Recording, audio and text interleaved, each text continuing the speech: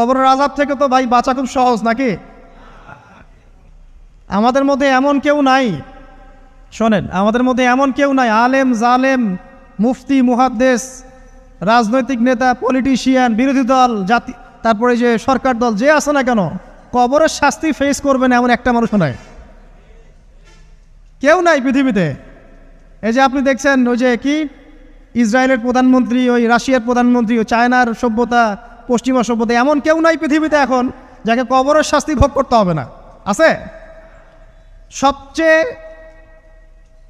লঘু শাস্তি মানে লঘু চাপ, এটা বলতে গেলে আসলে আমি ভাষা হারায় ফেলি, তারপরে বলছি আল্লাহ পাক আমাদের সবাইকে হেফাজত করুন, আমিন। একজন সাহাবীর নাম সাদ বিন মুয়াজ। কি নাম? নবী করিম সাল্লাল্লাহু আলাইহি ওয়াসাল্লামের সাথে একদম ডান হাত হয়ে যুদ্ধ করেছেন দীর্ঘদিন।